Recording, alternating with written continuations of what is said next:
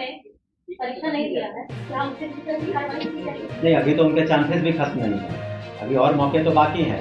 मौके जब पूरे खत्म हो जाएंगे, 1,14,000 से ज़्यादा जो काउंसलिंग में बिल्कुल हर तरीके से सही पाए गए हैं, उनकी नियुक्ति भी कल हो। देखिए, जहाँ तक हमें पता है, हमने कोर्ट के ऑर्डर तो नहीं पढ़ा है, लेकिन मुझे बताया गया कि वो उसमें जो पिटिशनर थे उनको कुछ रिलीफ दी गई। शिक्षा विभाग से बड़ी खबर निकल के आ रही है। शिक्षकों के ट्रांसफर पोस्टिंग पर लगी रोक। पटना हाईकोर्ट ने तत्काल शिक्षकों के ट्रांसफर पोस्टिंग पर रोक लगा दी है।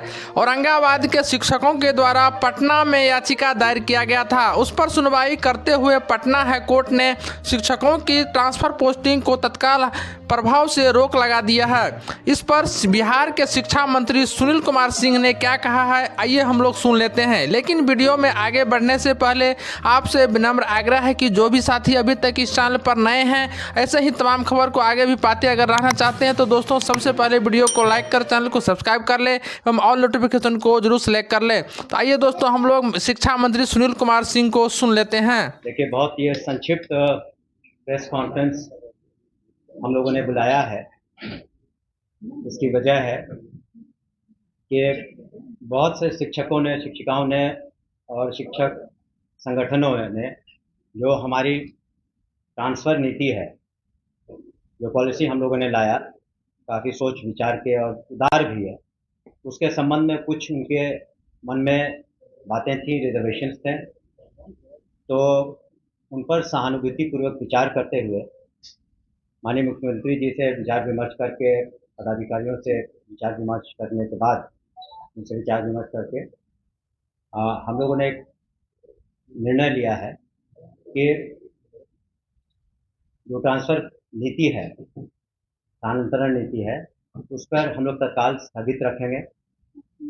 दूसरी चीज़, ये जो सारी सक्षमता परीक्षाएं हैं वो सब पूरी हो जाएंगी, जो 5 चांस दिए जा रहे हैं, तो उसके बाद कम से कम सभी को एक मौका मिलेगा, क्योंकि अभी करने से जो लोग सक्षमता परीक्षा दे रहे हैं या देने वाले हैं, तो उनके साथ थोड़ा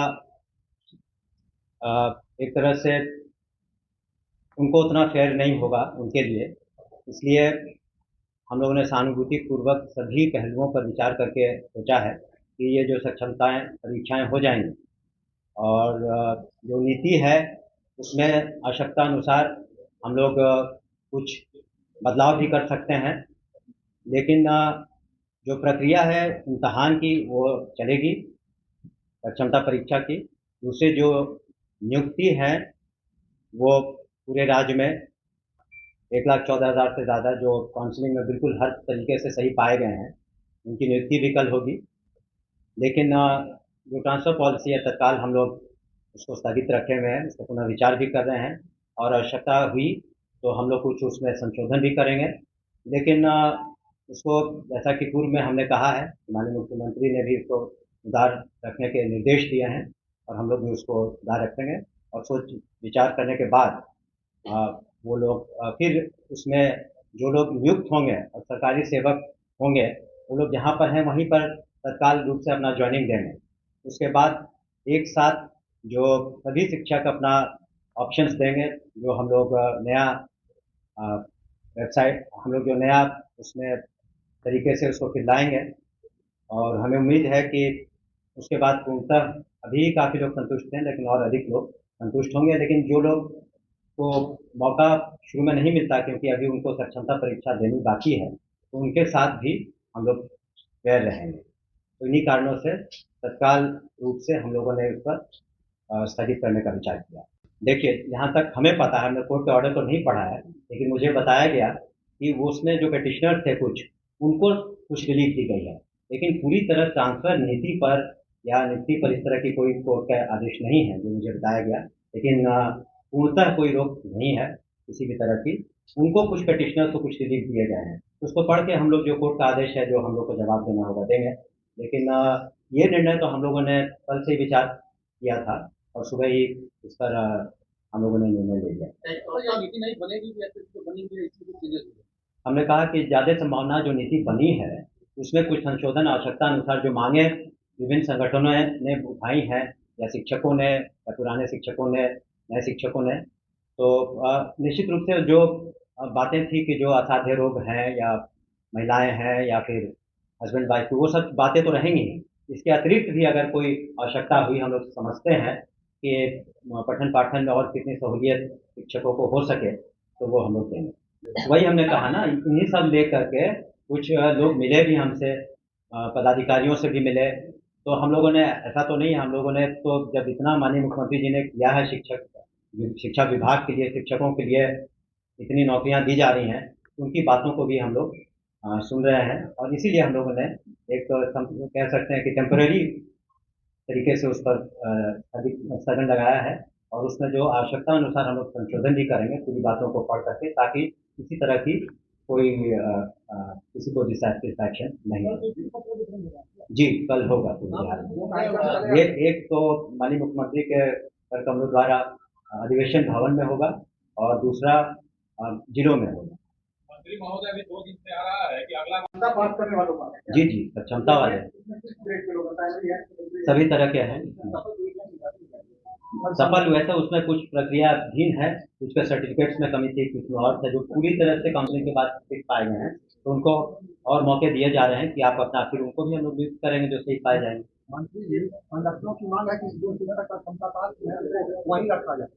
फिलहाल रहेंगे, लेकिन आगे चल के जो नीति बनेगी, जो उसमें जो संशोधन होगा, तो उसके अनुसार उनको उसमें उनके अनुसार उनको आगे की कार्रवाई करनी पड़ेगी। जब आप गवर्नमेंट सर्वेंट हैं तो government rule regulation, government policy, transfer policy तो अधीन है आप। उनकी सीनियरिटी का क्या होगा? पहले जो बात काम करते आप तो नए सिरे से ना नियुक्ति हो रही है, उसका कोई मतलब नहीं है। जहाँ तक इस पर हम लोग विचार करेंगे, लेकिन तत्काल इस पर नहीं है, क्योंकि सभी को एक साथ मौका मिला है।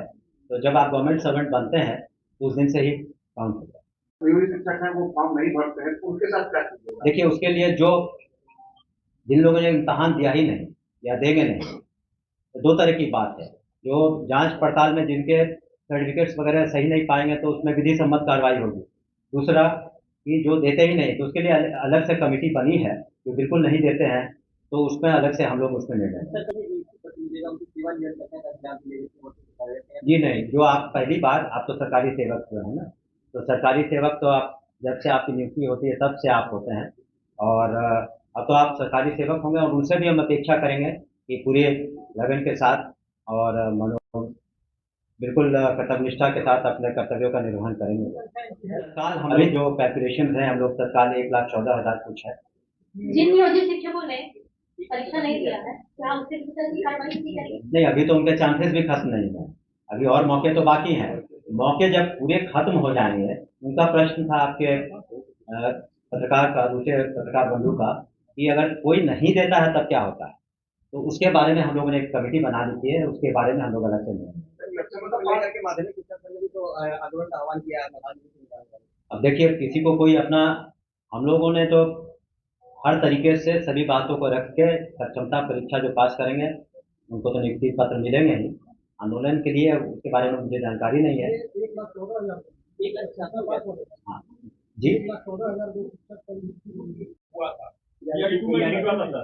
अब देखिए, जो एजेंसी उसको कर रही है, तो अगर किसी तरह की शिकायत मिलती है तो उसमें निश्चित रूप से उसमें इंक्वायरी होती है और अगर कोई दोषी होता है तो कार्रवाई होती है। अगर कोई, वो जब भी पेपर लीक हुआ आनंद किशोर ही थे, आनंद किशोर पर कोई कार्रवाई आपको कर रहे हैं क्या?